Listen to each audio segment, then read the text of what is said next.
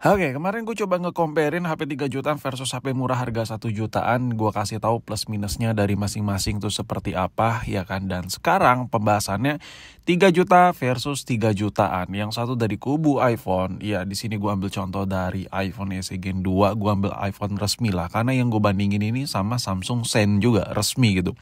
Dan kubu Android yang harga 3 jutaan, Sen juga. Jadi menurut lu nih, mana nih yang lebih worth it nih? Mendingan beli iPhone atau beli Android? Disclaimer aja ya, budget 3 jutaan sebenarnya kalau lu beli iPhone Inter itu speknya bisa lebih tinggi daripada si Puki iPhone SE 2020 ini. But ya, untuk video komparasi yang lebih fair harus resmi sama-sama versus dengan resmi. Dan video ini bukan bermaksud untuk ngebandingin head to head dari device ke device, melainkan dari harganya. Oke, kita ngomongin soal desain ya. Desain jujur gue di sini lebih suka sebenarnya desain yang ada di Samsung Galaxy S21 FE. Kenapa? Karena dipegang tuh lebih enak ya. Dia itu lebih besar dibandingkan SE. Cuman dia ramping gitu, nggak lebar, nggak memanjang dan melebar gitu, nggak. Dia lebih desainnya tuh lebih lonjong sedikit ya, lebih panjang sedikit. Apa sih lonjong anjir? Nah, sedangkan si iPhone ini menurut gue cocok dipegang, cuman lu harus pakein case ya, karena dia too small buat penggunaan gue yang udah kebiasaan pakai varian plus plus dan max-maxan. Nah, kalau ngomongin soal desain, jujur gue suka desain yang iPhone itu yang belakangnya matte. Terserah mau warna putih matte, iPhone yang black matte, ya warna hitam matte, intinya warna-warna kesat gitu. Gue nggak terlalu suka warna yang belakangnya kilat.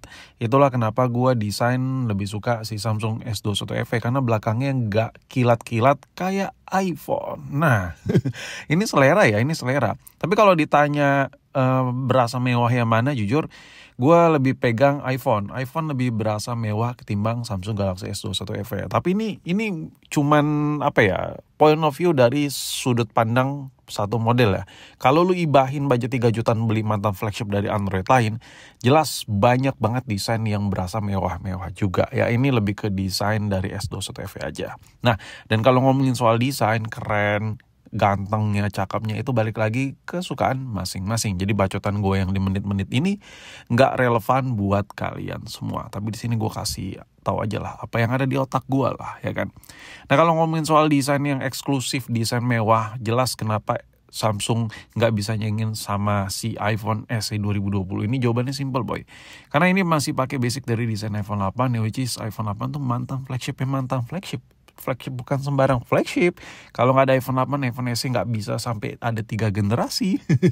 Mewahnya tuh dari mana? Yang pertama, kalau dipegang belakangnya kaca, dan kaca itu berasa tebal banget. Khususnya masih Orient Apple semua ya. Kalau udah gantian udah berasa kopong sih. Nah, sekarang kita ngomongin soal kamera.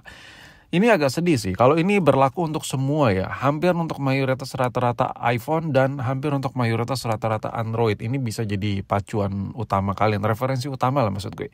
Untuk kamera, budget 3 jutaan iPhone menyedihkan, sedangkan kalau kalian ambil Android budget 3 jutaan itu menyenangkan sekali. Apalagi untuk kebutuhan jepret foto-foto ya. Jujur ya, lu gak mesti beli Android yang harga 3 jutaan buat ngalahin kekuatan kamera yang ada di iPhone. Lu cukup harga yang bahkan ya lebih murah setengahnya dari iPhone lah. Nah, gue punya saran buat kalian ya. Meskipun iPhone itu miskin fitur, minimal lu tuh beli iPhone yang lensanya ada 2 biji ya. Yang ada lensa normal dan lensa lebar. Karena keterlaluan kalau lensanya cuma 1 doang ya. Iya, lu bakal sayang banget, bakal nggak klimaks lah buat pemakaian daily. Kenapa? Karena untuk pemakaian daily menurut gua yang amannya itu ya kamera. Jelas kadang ada momen tertentu kita mau foto itu butuh space yang lebih luas gitu untuk mendapatkan semua area. Ini kepake loh buat daily, kayak suka jalan-jalan touring, ya jalan-jalan keluarga, foto kamera lensa lebar dibutuhin.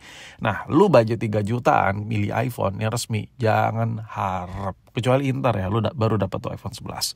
Nah, di sini gue untuk kamera menang Android. Nah, sekarang soal display gimana? Aduh, si Puki logo Apple lu bandingin sama si Android. Jelas another level kalau untuk urusan spek-spekan.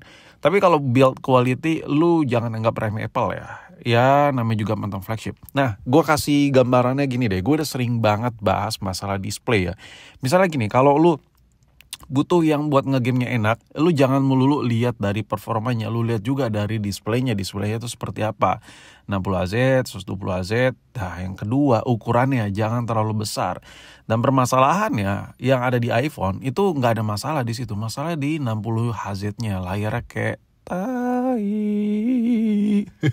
Sangat mengesalkan sekali ya. Gue pakai iPhone yang harga hampir 10 juta, pakai Android harga 1 juta yang layarnya 120 Hz, kayak HP murah anjir iPhone gue. Malah kebalik gitu sama HP murah. Gimana ya? Contoh aja deh, kayak misalnya gue lagi pakai si Infinix Note 30 Pro ya. Habis itu gue coba pakai iPhone 14 Plus gue. Anjir, kayak berasa jomplang ya. Kayak terbalik dunia ini. Kok HP mahal berasa HP murah, kok HP murah berasa HP mahal. Nah, itu dari sisi display ya. Nah, ini jadi gambaran aja kalau lu nge-comparein layar yang ada di Android 3 juta versus Android 3 juta, iPhone 3 juta versus Android 3 juta. Another level, Android itu jos kemana-mana ya. Dan kalau ngomongin soal display yang ada di Samsung versusin dengan SE 2020 ini bagaikan langit dan bumi. Layar yang ada di iPhone 8 dan iPhone SE 2020 ini kan sama ya, teknologi udah lawas. Gue bisa sebutin nih beberapa kekurangannya, nitsnya, kerapatan pixel PPI-nya, dan ukuran incinya, layar dimensinya, screen to body ratio-nya itu jelek sekali untuk iPhone 8 maupun iPhone SE 2020. Jadi lu dapat memang handphone small tapi layarnya too small, itu maksud gue. Sedangkan kalau lu beli Android, lu bisa pilih yang ukurannya small tapi layarnya tidak too small. Karena Android harga 3 jutaan, lu bisa pilih yang screen to body ratio-nya di atas 85%, even sampai ke 90-an% untuk screen to body ratio-nya. Jadi lu bisa dapetin ukuran yang benar-benar ngepres tapi layarnya nggak kekecilan. Itu maksud gue ya. Nah, jadi poin-poin terakhir ini menurut gue kalau ngomongin soal display, jelas iPhone ini kalah dari segala sudut. Kelebihannya ya ini mantan flagship, ya otomatis semua yang lo lihat sini lebih berasa premium aja. Tapi selebihnya banyak kurangnya sih. Nah, gue lebih nyadarin lagi. Gue lebih ngerekomendasiin kalian beli iPhone Pony. Tapi iPhone Pony pun minimal ya, Gen 10s, di bawah itu 10R nggak deh, mendingan 8 Plus. Nah, kalau buat iPhone home button, yang sering gue rekomendasiin adalah iPhone 8 Plus atau iPhone SE 2023. Itu sih menurut gue. Jadi sudut pandang gue mungkin sama kalian berbeda, tapi anggaplah sudut pandang gue ini jadi masukan aja buat lo biar pilih HP itu gak salah beli ya kan. Nah, kalau lo beli iPhone yang ada home button, minimal banget ya paket murahnya iPhone 8 Plus ya, minimal ya. Kalau lo emang nyari duit pakai HP dan lo emang menjadikan handphone utama lo tuh cuma satu aja tuh, kayak lo beli HP buat HP utama dan cuma satu tok gitu, minimal iPhone 8 Plus. Ya memang gak seawet Android lain pada umumnya, tapi at least lebih enak dipakai ketimbang varian yang biasa. Varian Plus ini sedikit lebih enak lah. Meskipun kadang agak kesel antara ukuran body dengan layarnya kayak agak jomplang gitu ya kan. Tapi ya gitulah, namanya juga desain lawas, kita bisa ngarep apa dari sebuah iPhone jadul. Jadi kesimpulan gue di komparasi antara iPhone 3 jutaan dengan Android 3 jutaan, gue bisa bilang ya lu mendingan cari yang varian Plusnya. Tapi intinya kesimpulan gue di sini, kalau lu nanya buat fungsi, mendingan Android aja. Tapi kalau lu emang udah terbiasa pakai iPhone, lu males pindahin data, ya udah, iPhone aja. Tapi itu balik lagi lah, sesuai kebutuhan lah.